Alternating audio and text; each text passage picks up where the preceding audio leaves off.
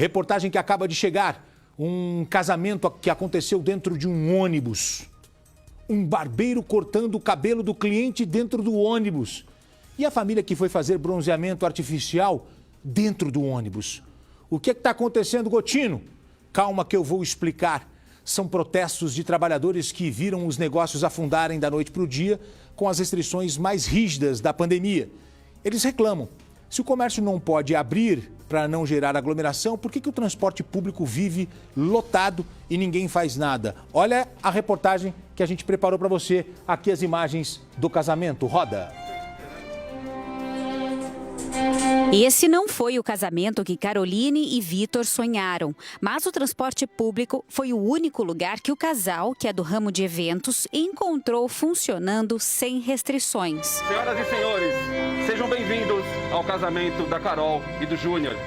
Nós estamos aqui hoje reunidos depois de um ano de adiamento. Mas tudo foi encenação. O protesto no ônibus em Sorocaba, no interior de São Paulo, reuniu mais de 10 profissionais da área de eventos, como fotógrafos, cinegrafistas, DJs, decoradores, músicos e cerimonialistas. A Thaís está sem trabalhar há um ano e afirma que os empreendedores estão esquecidos. Antes a gente teve o cuidado de verificar, analisar bem os horários que não tinham muito movimento, né?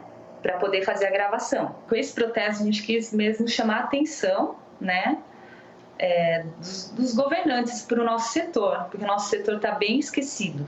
Caroline, que adia o casamento há um ano por causa da pandemia, fez questão de encenar como manda o figurino. Cabelo, maquiagem, vestido de noiva e até buquê de flores. No lugar dos convidados, os passageiros. Além de assistir, alguns até gravaram o protesto. Carol, é de sua livre e espontânea vontade receber o Júnior como seu legítimo esposo? Sim. Júnior, é de sua livre e espontânea vontade receber a Carol como sua legítima esposa? Com toda certeza. Então agora eu os declaro marido e mulher.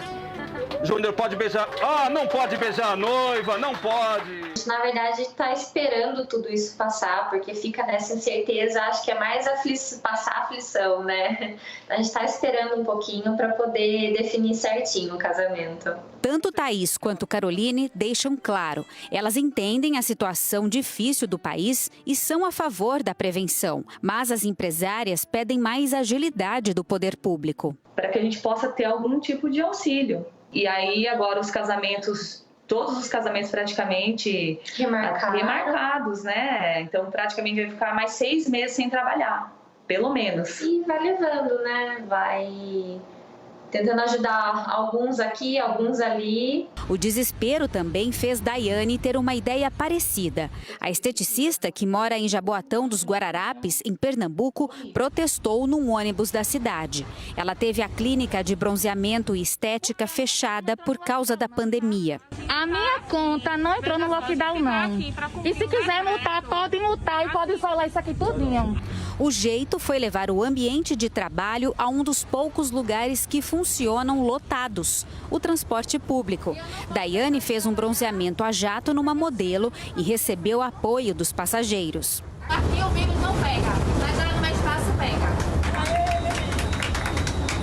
A empresária, que teve que fechar as portas da clínica no ano passado, viu o orçamento despencar, enquanto as dívidas aumentaram. Ela se emociona ao lembrar da situação. Eu estou dividida porque, por enquanto, ainda tenho comida, né? Nós somos essenciais para nossas famílias. Daiane também é a favor da prevenção, mas lembra que a clínica dela é muito mais segura que um ônibus lotado. Olha, aqui no meu espaço tem 360 metros quadrados. 360 metros quadrados. Antes da pandemia, eu atendia 30 pessoas. Depois desse decreto, eu reduzi para 5. Então, assim, eu só quero manter meu sustento básico, que é a alimentação, minha e da minha família. O estado de São Paulo vive a fase mais restritiva da pandemia, em que apenas os serviços considerados essenciais podem funcionar. E quem tem a sorte de estar nessa classificação e ainda ter um emprego, encontra os pontos de ônibus e o transporte público sempre lotados. Eu acho que tinha que ter mais ônibus, né? Porque evita a aglomeração, né? Sempre. Sempre lotado?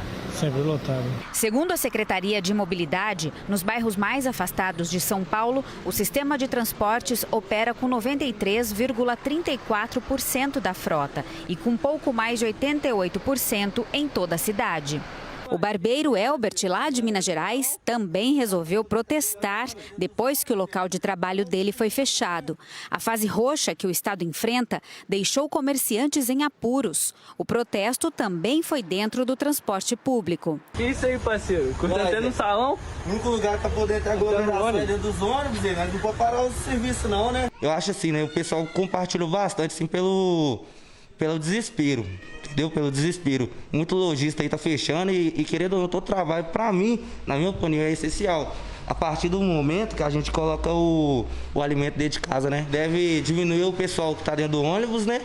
E colocar mais ônibus para rodar na rua aí, que não faz sentido fechar os comércios e ter aglomeração dentro dos ônibus. Assim como todos nós, os empresários e comerciantes também não veem a hora desse pesadelo passar. A maioria para ter a vida de volta. Outros, como Caroline, para realizar um sonho e, quem sabe, ser feliz para sempre.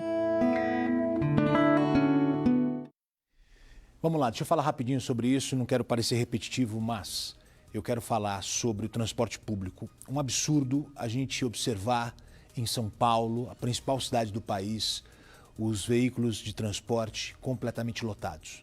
Se diminuiu a movimentação das pessoas e o transporte público está lotado, é porque diminuíram o volume de veículos. Por mais que vocês falem que não, é uma matemática. É uma matemática. Se 60%, 70% das pessoas estão em casa, como é que a gente tem o transporte lotado? Porque vocês diminuíram, o ônibus que passava de 15 em 15 deve estar passando de 45 em 45. Aqui não tem bobo.